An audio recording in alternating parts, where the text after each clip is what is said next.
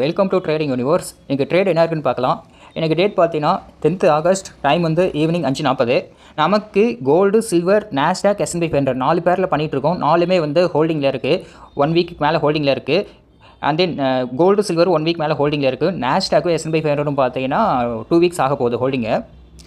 இங்கே பார்த்தீங்கன்னா தெரியுது ரன்னிங்கில் இருக்குது கோல்டு, சில்வரும். இது ஆக்சுவலி பார்த்தீங்கன்னா எக்ஸ்னஸில் ரியல் அக்கௌண்ட்டில் பண்ணிகிட்ருக்கோம். செட் அக்கௌண்ட் தான் யூஸ் பண்ணிகிட்ருக்கோம். ஓகேங்களா. அண்ட் தென் ஃபண்டர் அக்கௌண்ட்டில் பார்த்தீங்கன்னா நாஸ்டாக், S&P 500 பண்ணிக்கிட்டு இருக்கோம். அதுவுமே வந்து ஹோல்டிங் பண்ணிக்கிட்டு இருக்கோம். S&P 500 பார்த்தீங்கன்னா ஹோல்டிங்கில் இருக்குது. போன வெள்ளிக்கிழமைக்கு முந்தின வெள்ளிக்கிழமை இதை எடுத்தோம். ஓகேங்களா. நாஸ்டாக்கும் பார்த்தீங்கன்னா ஹோல்டிங்கில் தான் இருக்குது. பார்த்தீங்கன்னா தெரியும். இதுவுமே அக்கோ ஃபண்டில் தான் பண்ணிக்கிட்டு இருக்கோம். நம்ம இந்த ஸ்ட்ராட்டஜி பார்த்தீங்கன்னா நான் ஓனாக பில்ட் பண்ண ஸ்ட்ராட்டஜி தான். Max based calculation strategy. இந்த ஸ்ட்ராட்டஜியோட அட்வான்டேஜ் என்னென்னா, இது வந்து சார்ட் அனலைஸ் பண்ண தேவையில்ல, டெக்னிக்கலாகவே எதையும் கேர் பண்ணிக்க தேவையில்ல. ஒரு நாளைக்கு பெர் டே பார்த்தீங்கன்னா 5 to 10 minutes ஸ்பெண்ட் பண்ணிங்கன்னா போதும். உங்களுக்கான என்ட்ரி, டார்கெட், ஸ்டாப் லாஸ் வந்து ஆட்டோமேட்டிக்காக எக்ஸசைஸே ப்ரொவைட் பண்ணிடும். நம்ம எமோஷனலாக ஓவர் ட்ரேட் பண்ணுறதுக்கு வாய்ப்பு ரொம்ப கம்மி.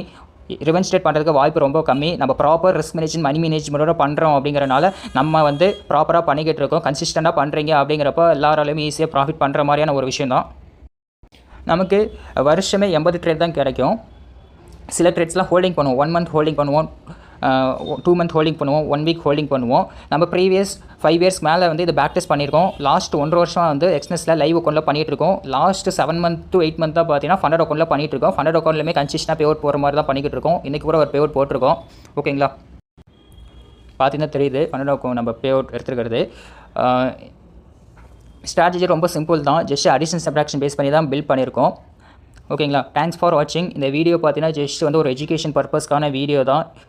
இது நான் வந்து செபி ரெஜிஸ்டர் அட்வைசரும் கிடையாது, ஃபினான்ஷியல் அட்வைசரும் கிடையாது. ட்ரேடிங்கில் ரிஸ்க் இருக்குது. So own research and analyse பண்ணி பண்ணுங்கள். தேங்க்ஸ் ஃபார் வாட்சிங்.